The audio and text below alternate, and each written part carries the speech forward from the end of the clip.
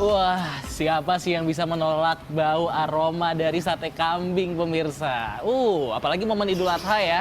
Pasti di rumah udah banyak stok daging, biasanya di sate. Nah, tapi hati-hati karena di balik sate ini ternyata ada sebuah ancaman tersembunyi yang bernama kolesterol. Nah, gimana ya kira-kira ketika kita makan sate tanpa harus khawatir kena kolesterol?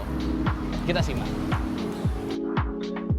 Pesta daging kurban memang menjadi hiburan tersendiri bagi masyarakat di momen Idul Adha, terutama olahan daging kambing.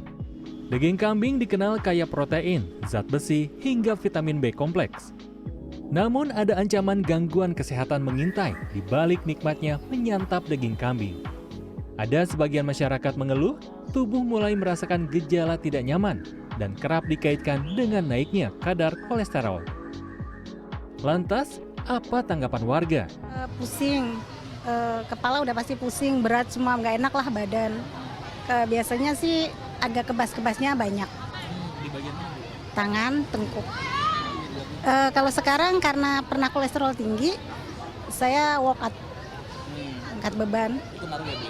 Ngaruh banget sama pola makan. Biasanya sih kalau saya agak tegang-tegang di sini gitu ya, terus kepala agak pusing, terus badan kaku-kaku gitu. Pusing, sininya apa kaku, pegel-pegel gitu.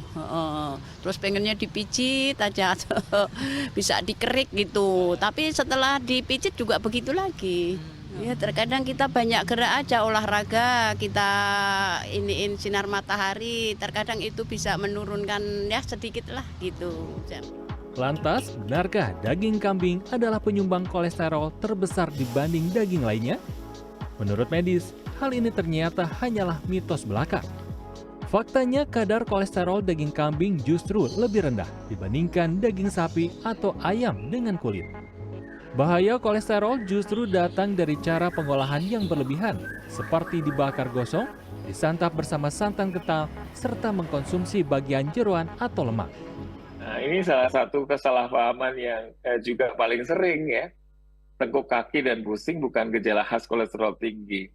Kolesterol tinggi itu justru sering disebut silent, tidak bergejala.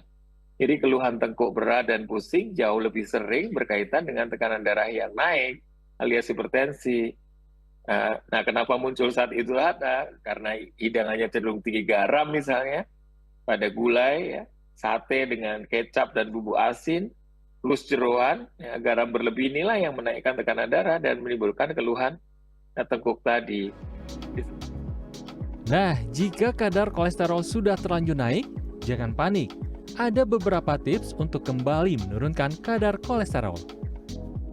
Kunci utamanya adalah menggabungkan pola makan dan gaya hidup sehat. Pastikan tubuh mendapat asupan serat setidaknya 25 gram per hari yang bisa didapatkan dari gandum, buah, atau sayuran. Pilihlah juga makanan yang tinggi magnesium dan sumber lemak baik seperti alpukat atau ikan laut. Dan yang paling penting, rutinlah berolahraga atau beraktivitas fisik minimal 30 menit sehari agar timbunan lemak jahat bisa terbakar dan metabolisme tubuh kembali optimal. Nah pemirsa, gimana? Udah terjawab kan sama penjelasan yang tadi? Jadi, sebenarnya kontrolnya ujung-ujungnya ada di diri kita. Daging kurban ini bakal jadi aman, sehat atau enggak, itu ya dari cara kita menyikapinya. Bima Fatan, Prayogi, Jakarta.